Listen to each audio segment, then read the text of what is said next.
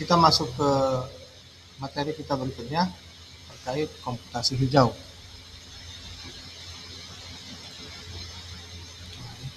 Ini penerapan dari komputasi hijau ya, saat berkomputer ya. Jadi kita menggunakan monitor LCD dibandingkan CRT gitu ya. Nah, kenapa? Karena monitor LCD ini lebih hemat energi ya, dibandingkan RCT. Ya, jadi kalau keunggulannya LCD ini konsumsi daya listriknya lebih kecil, kemudian radiasinya juga lebih kecil. Semakin ke sini ukurannya lebih tipis dan lebih ringan. Artinya dia akan lebih mendampakkan lebih ramah lingkungan. Kemudian bagaimana penerapan berikutnya? Mematikan komputer atau menggunakan Hibernate. Ya, banyak pengguna itu membiarkan komputernya tetap menyala meskipun tidak digunakan. Nah, kemudian ya sebenarnya screen saver itu bukan sebuah penghematan energi. Ya, banyak orang yang mengira bahwa screen saver itu dapat menghemat energi, padahal screen saver itu hanya mencegah layarnya burn in. Artinya kalau burn in itu dari monitor lama itu ada sedikit bayangan, ya bukan mengurangi konsumsi listriknya. Ya, kemudian kita juga bisa mengatur kontras, kecerahan atau audio. Ya, pengaturan layar dan suara yang terlalu tinggi itu meningkatkan konsumsi energi. Kemudian yang kelima, kita mencabut charger jika tidak digunakan. Ya, charger yang terus terpasang di stop kontak di rumah kita itu dia akan tetap mengkonsumsi listrik, gitu ya. Biasa disebut orang itu kalau kita sering dengar namanya vampire power, gitu ya. Jadi dia dimakan terus sama vampire power.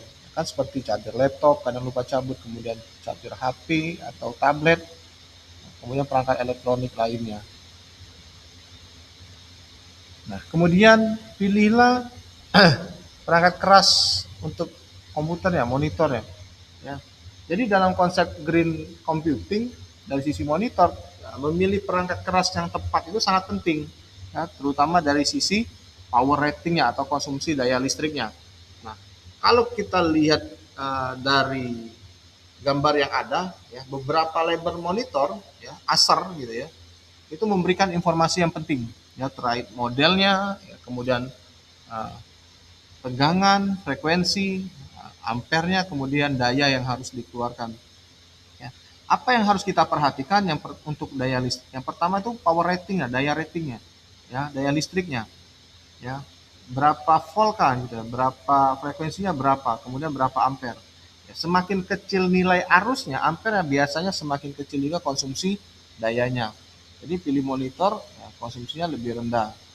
Kemudian pilih yang LCD atau LED, ya.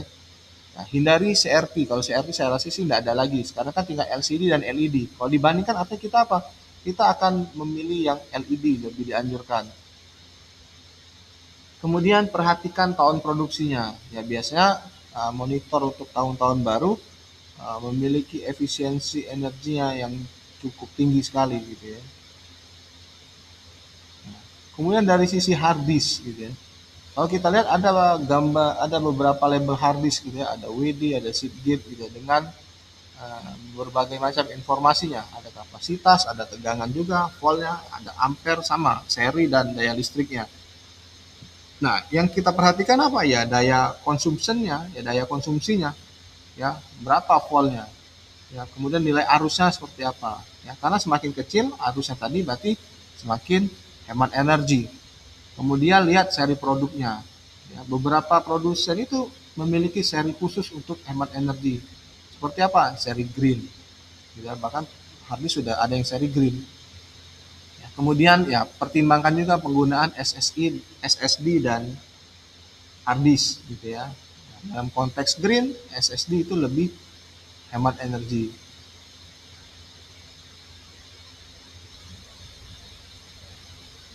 Ya, di dalam dunia green computing juga kita perlu memahami cara menghitung konsumsi daya listriknya perangkatnya. Ya, persamaan yang bisa kita gunakan ialah daya itu kita lakukan proses perkalian dengan tegangan dan ampernya. Ya. Ya, jadi jika suatu perangkat itu memiliki tegangan 220 volt, arusnya 1 ampere, ya maka dia akan mengkonsumsi dayanya sebanyak 220 watt. Ya. Semakin besar nilai ampernya akan semakin besar juga konsumsinya. Kemudian ya kalau teman-teman sudah memahami rumus ini, ya kita bisa membandingkan perangkat mana yang lebih hemat energi. Kemudian juga kita bisa menghitung konsumsi energi dari listriknya sendiri. Ya, sehingga kita bisa melakukan proses estimasi biaya listriknya. Contohnya paling sederhana ini. Ya, kita punya, katakan lab kita ini punya 30 komputer. Masing-masing di 30 komputer ini akan mengkonsumsi 220 watt. Jadi total dayanya apa? 30 itu kita kalikan dengan 220 watt. Artinya apa? Ada 6.600 watt ya digunakan, atau 6.600 watt. Ya. Jika digunakan 5 jam per hari saja lab kita itu, ya teman-teman kalau konversikan saja watt ini jadi kWh ya, dibagi 1000 jadi 6,6 kWh, itu digunakan 5 jam, berarti 6,6 itu teman-teman kalikan 5, itu didapatkanlah 33 kWh per hari. Nah, ya. Jadi semakin kecil watt per perangkatnya, semakin besar juga menghemat jangka panjang. Kalau kita tadi lab 30 komputer itu dihitung 33 kWh per hari, kalau kita beli listrik yang token yang saat ini itu ya 500.000 itu ada 300 kWh. 300, kurang lebih 300 ya, lebih sedikit 300. Kalau kita pakai 3 kali artinya ya kurang lebih juga 10 hari kita bisa menghabiskan uang 500.000 tersebut.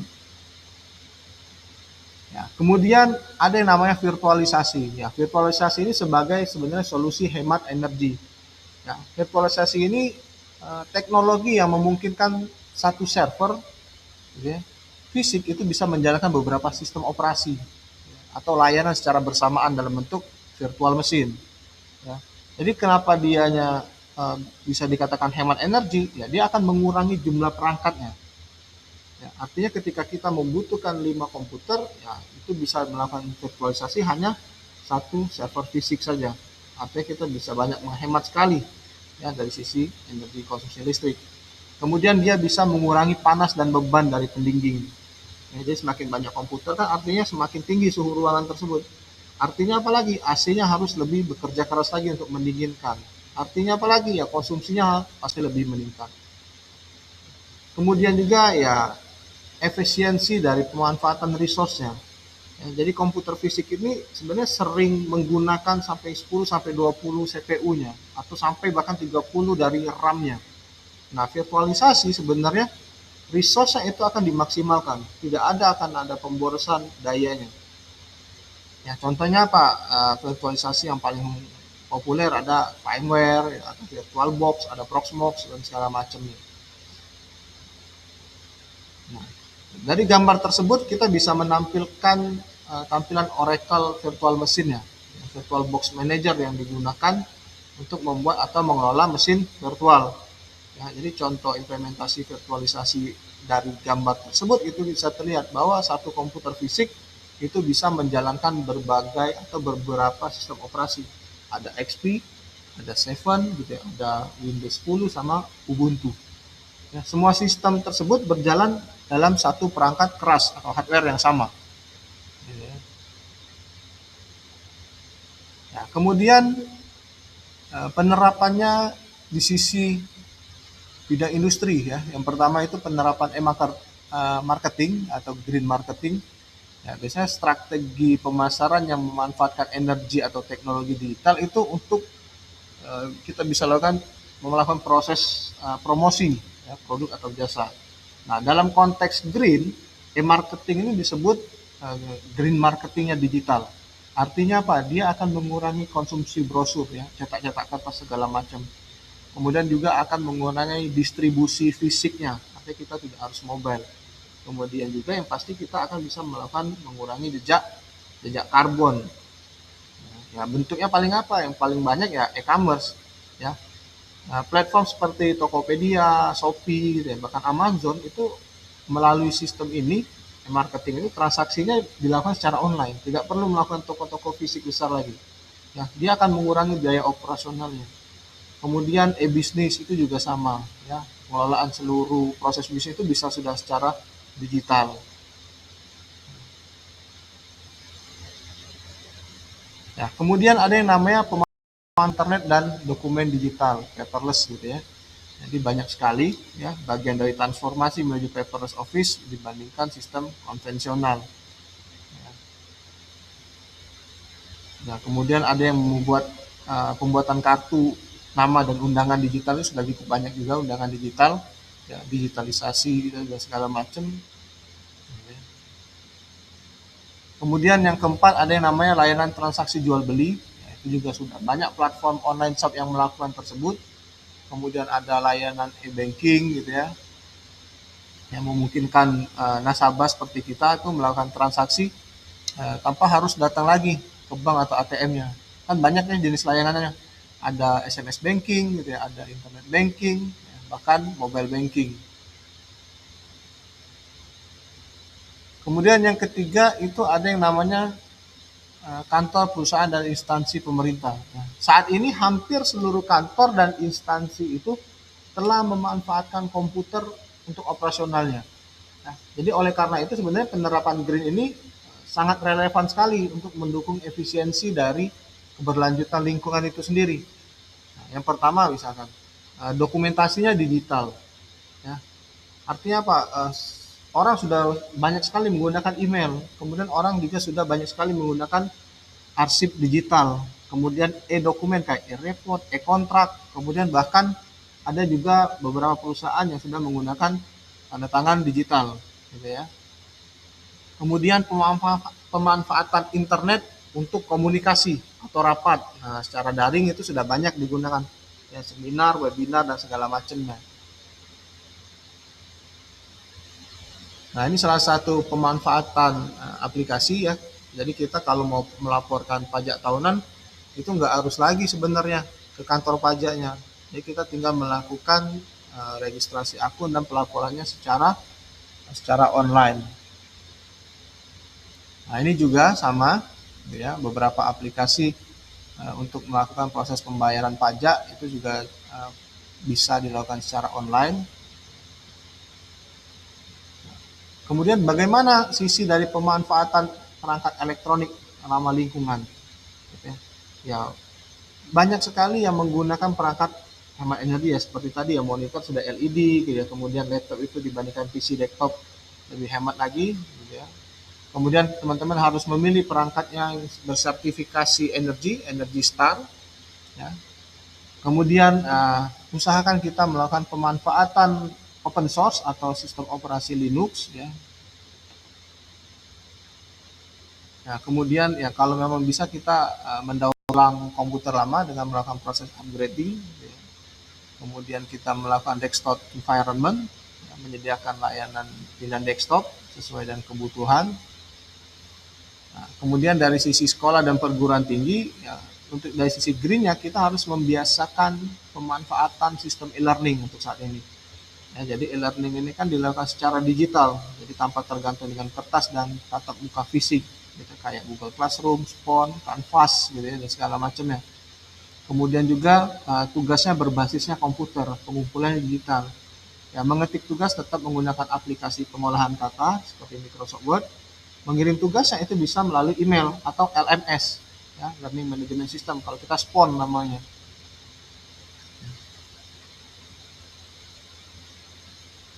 Kemudian untuk bangunan, ya, kalau dari sisi pemanfaatan energi ramah lingkungan, ya, salah satu implementasinya ialah penggunaan energi terbarukan seperti tenaga surya, gitu ya.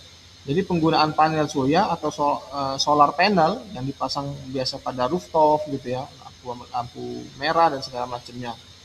Ya, jadi panel surya ini mengubah energi matahari menjadi energi listrik. Nah, yang dapat digunakan apa? Banyak sekali. Yang namanya energi listrik bisa apa? Operasional komputer, server, pendingin ruangan AC gitu ya, perangkat jaringan dan seterusnya. Ya.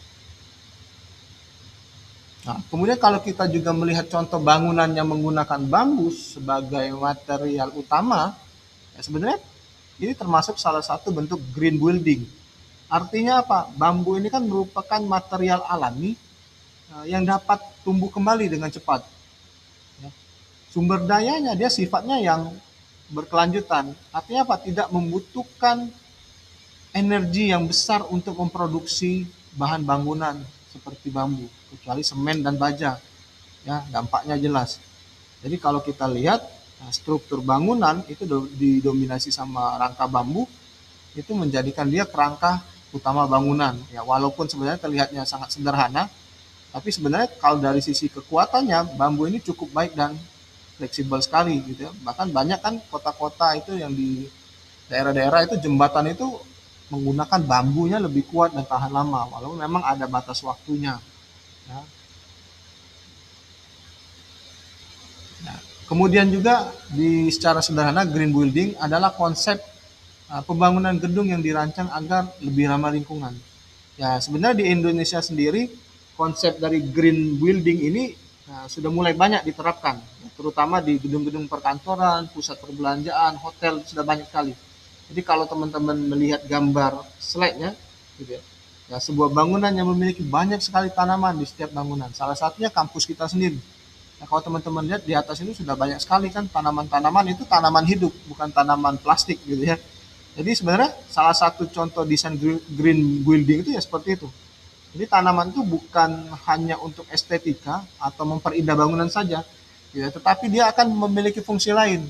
Nah, dia bisa membantu menyerap panas, gitu ya, meningkatkan kualitas udara, ya, yang kita pernah bahas sebelumnya bahwa zaman dulu itu kan kota kita ini cukup adem, tanpa AC pun kita adem. Kalau sekarang kita lihat di sekitar kita, berapa banyakkah pohon-pohon yang masih rindang yang bisa kita nikmati? Ya, gitu ya. Artinya apa? Ya, cuaca kita akan semakin terus panas dengan tidak adanya pohon atau tanaman tersebut. Ya. Kalau kita melihat gambar dengan banyaknya pohon, artinya gedung itu ya hampir tidak terlalu bergantung pada pendingin ruangan seperti AC. Ya. Kenapa? Karena penerapan green building di Indonesia ini biasanya akan memperhatikan beberapa hal seperti melakukan efisiensi energi, gitu ya, bagaimana gedung tersebut menghemat listrik, gitu ya, kemudian pengelolaan airnya itu bisa ditampung, ya, materialnya ramah lingkungan dan seterusnya. Nah, jadi kalau kita perhatikan kembali gambar yang ada di slide itu terlihat sebuah bangunan itu dikelilingi oleh lingkungan yang hijau dan banyak tanaman. Ya, selain itu juga bagian atap dan sisi bangunan ya ditumbuhin tanaman. Tanamannya kan memang sengaja ditanam, bukan tanaman liar yang ada ular gitu, enggak gitu ya. Jadi tanaman yang ditempatkan di bangunan ini ya tadi ya selain untuk memperindah tampilan juga dia memiliki beberapa manfaat, gitu ya, mengurangi panas sinar matahari, kemudian dia juga menjaga suhu bangunan tetap stabil dan seterusnya. Ya, jadi dengan kondisi bangunannya lebih sejuk, alami, ya penggunaan kita terhadap pendingin tadi AC itu bisa kita kurangi, ya, sehingga konsumsi energi listriknya itu menjadi lebih hemat. Nah, kemudian kalau teman-teman lihat pada gambar sebelah kanan itu kita bisa melihat bagian dalam sebuah bangunan. Ya, dia memiliki kaca besar, dinding kaca besar, dan tanaman di sisi jendelanya. Nah, desain seperti ini biasanya digunakan untuk memaksimalkan pencahayaan alami dari sinar matahari. Ini dengan adanya jendela besar tersebut, ya, cahaya matahari itu bisa masuk ke dalam ruangan, ya, sehingga siang hari lampu itu tidak perlu dinyalakan. Ya, ya ini juga salah satu yang mengurangi penggunaan listrik. Selain itu, kalau teman-teman juga lihat, ya adanya tanaman di sekitar jendela atau area bangunan itu membantu menciptakan lingkungannya lebih nyaman, sehingga bagi orang yang berada di dalam gedung itu lebih lebih nyaman lagi kan kalau kita melihat pemandangan yang hijau-hijau. Nah, jadi dari contoh di slide ini ya kita bisa melihat bahwa green building ini tidak hanya tentang menambahkan tanaman pada bangunan, tidak gitu ya, tetapi juga tentang bagaimana kita melakukan proses desain bangunan tersebut gitu ya, kemudian dibuat agar lebih hemat energi, kemudian dia juga bisa memanfaatkan sumber daya alam secara optimal, yang pasti dia akan tetap ramah terhadap lingkungannya. Nah, gitu ya. Jadi untuk video pembelajaran kali ini saya akhiri sampai sini. Kalau ada salah-salah kata saya mohon maaf. Jika teman-teman ada yang ingin bertanya bisa langsung berkomunikasi dengan saya secara pribadi atau grup. Terima kasih.